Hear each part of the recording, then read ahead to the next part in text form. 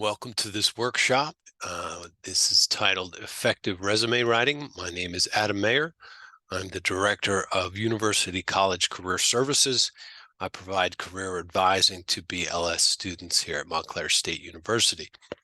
My email address is listed there. Underneath is my LinkedIn profile address. Feel free to look me up on there and send a connection request. This workshop will be fairly brief and will provide some of the introductory resume writing techniques, as well as a few more sophisticated approaches. But I do recommend a few resources going forward in terms of resume writing. So how do you get feedback on your resume? Your first step, if you'd like, you can upload it to Handshake. You can upload your resume, your cover letter, for your own personal use as a repository. You can upload letters of recommendation and otherwise. But what ends up happening with the resume for our purposes in this workshop, it will be routed to me. I'll review the resume in terms of format, content. I'll provide recommendations. I'll provide sort of a level of, hey, this is a really strong suggestion in terms of resume writing, or these are some things you may want to consider. In terms of file types, the files generally you want to send a PDF when you upload it, a .doc or a .docx. The second way you can get feedback on your resume is to make an appointment on Handshake. That's your online career management system. I know many of you are familiar with it already. Please keep in mind you still have access to Handshake once you graduate, as well as BLS Career Services. So scheduling appointment in Handshake, we'll go through that a little bit further at the end of this workshop, but those are both resources for you. The QR codes listed under each of these resources will bring you to web pages that provide further instruction. So these are the best ways to get feedback on your resume. Let's now take a look at the resume itself. So a few initial thoughts. Always keep in mind R and R. So generally speaking, only include what's recent, and that's generally within 10 years, and what's relevant to the position or to the job target. If your resume is over one page, include a header on subsequent pages, or simply your first initial, last name, and page 2. An example of a header is listed here. You can see Edward's got his name at the top. It's bolded. He's got his street address, which is no longer needed. Now, that's an important point in this example. Employers only need city and state. The reason being is most often our resumes live online, and it's not necessary for the internet to know exactly where we live. So we just need our name, city and state, one phone number, one branded email address, something that includes our name. And if you're on LinkedIn, you want to include your LinkedIn profile address as a hyperlink. You may be on LinkedIn and you might be unsure of how to customize your profile address. The QR code on the right will lead you to a website that provides instructions. This way you can have a header that is fully realized and provides as much content as an employer might require. So entry-level early career, some folks will use an objective. I'm not recommending this at that stage, but I do want to address it. It's more of sort of an entry-level technique. Sometimes it's for students who are recent college graduates without much experience. It depends, but here too, some of the examples would be position as. Someone might insert the job title from the posting, with, and then they'll insert the employer name. It's not a bad approach if you do decide to use an objective, because it shows that you've taken a minute to customize the objective to the position. But we're not recommending that. The approach that we'll suggest is what they call a summary or a profile category. Summary and profile say the same thing, and both of these approaches are the same. So this sort of reminds me of a trailer to a movie. So the trailer is designed to get us to do what? To get us interested, right? To get out and go see the flick. With this portion of the resume, it's designed to entertain an employer so much so that he or she is interested in reading the rest of the resume. So again, we're not recommending an objective. Using a summary or profile category, you can see it's a paragraph. It's not bulleted. It includes a number of different pieces of specific information to your field, specific skills that you have that you believe an employer would need. It's particular enough that it might list specific software. Again, we want to put our best stuff in the summary or profile at the top, right after the header. And the next category is education. So you want to list Montclair State University, Montclair, New Jersey, BA in Liberal Studies, expected, and insert the month and year that you graduated. If you've had your concentration, you can list concentration in, and then insert that there. Generally speaking, we include GPA if it's 3.0 or higher. Now, if you'd like, you can use these two subcategories, coursework and special projects, as a way to explode your education. This gives an employer a sense of what you've done in the classroom that may translate or apply into the workplace. Now, the biggest question in terms of this category is where to represent this situation, the education category. If folks have been out of school for a long time, it's generally speaking, might be 6 to 8 years. It depends. They list their education at the bottom. Reason being, they feel that their experience holds more weight with an employer, so the experience section is at the top. Now, with you being a recent college graduate with a bachelor's degree, you may want to include that at the top, simply because it's most recent and it's a relevant degree potentially to the areas that you're applying to. But that's a judgment call. So the whole ball of wax is, think of it this way in terms of order of information on the resume. Pretend you're on an elevator with an employer. You have no idea when he or she's going to get off. So get to the most relevant, most important information first and work your way down. Other categories you can include. Now, these are not ones that are typical, but these are categories that are open to your use. Selected career highlights. These are accomplishment-driven points. So you can see that they're bulleted. Action verbs are used. In this case, oversaw and managed, streamlined, directed, headed. What's important here is there's one form of speech that's not listed, and that is first person. So that's a good point to bring up. There's no I, me, or my used on resumes, simply because we're talking about ourselves. So you can just use action verbs. What's important about this example as well is that they've quantified information, a 7th month project, 10 retirees, and so on. Other categories you can use, areas of impact. These are job description driven points. You can see that these two are bulleted. Action verbs are used as well. So this too is similar to the trailer to a movie analogy, but this gives a little bit more bullet pointed information that an employer might see. These approaches are not typical. Again, they are options for you. And, obviously you're in charge of whether or not you want to use them. Now, this is much more of what we typically see in resume writing, a category called related experience. It might be called work experience.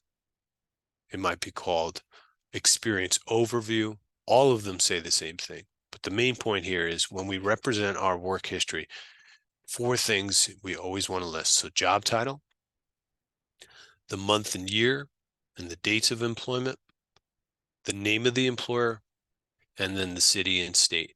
Always include those 4.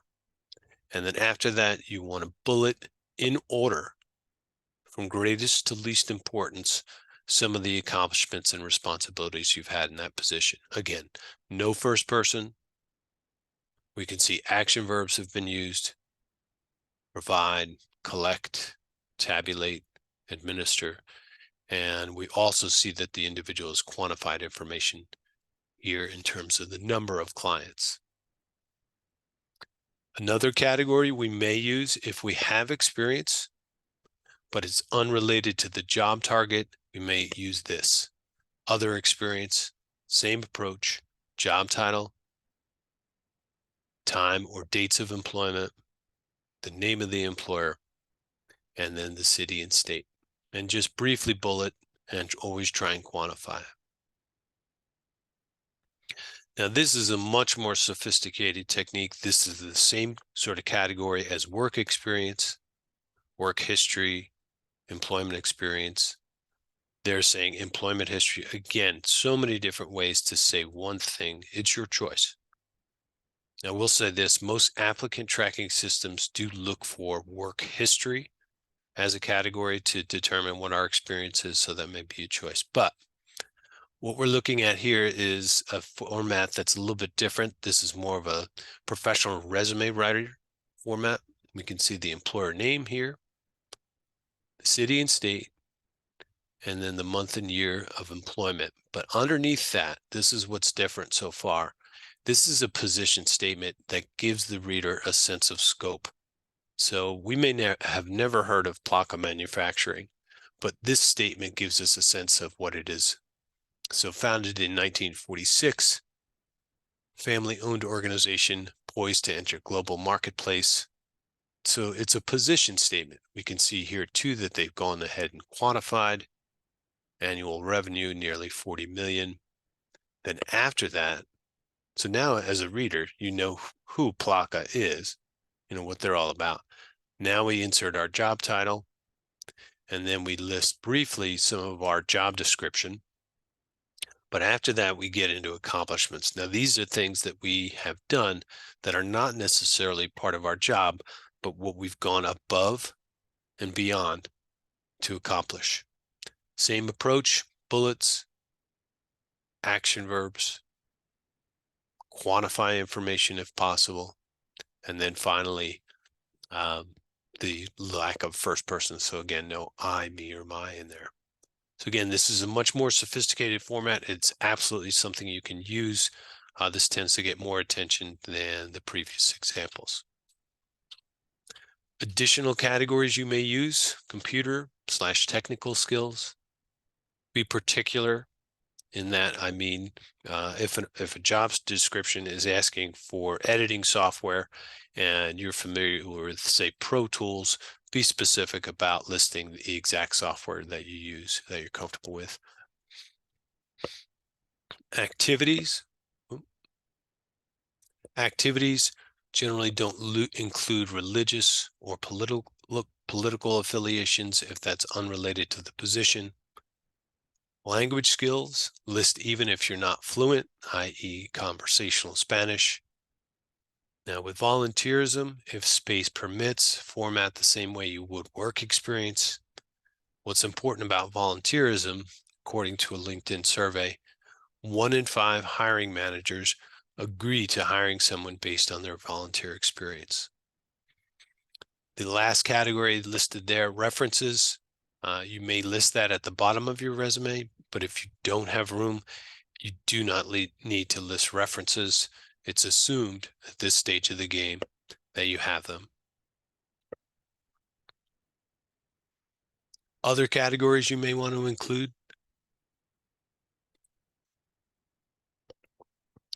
civic engagement is a category title that's just a fancy way of saying volunteerism. If you choose to use it, that's another option. But treating volunteerism the same way you do work experience in format. So the name of the employer, city and state, certainly the job title in that case would be volunteer, when you volunteered, and then a brief bullet point. In terms of career development, that's a category where we talk about any training that we've had and be as specific as possible in terms of certifications or otherwise. So a few more resources in terms of optimizing your resume. Definitely take advantage of this website, jobscan.co.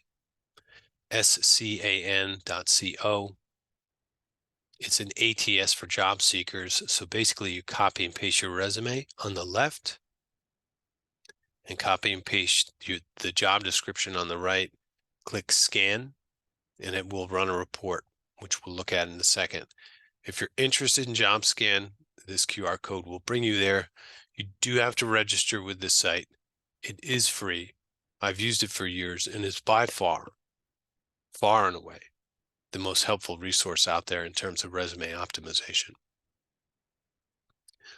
Here's a report generated by JobScan. We can see that I'm never going to get a call back for this job. I've only got 43% match.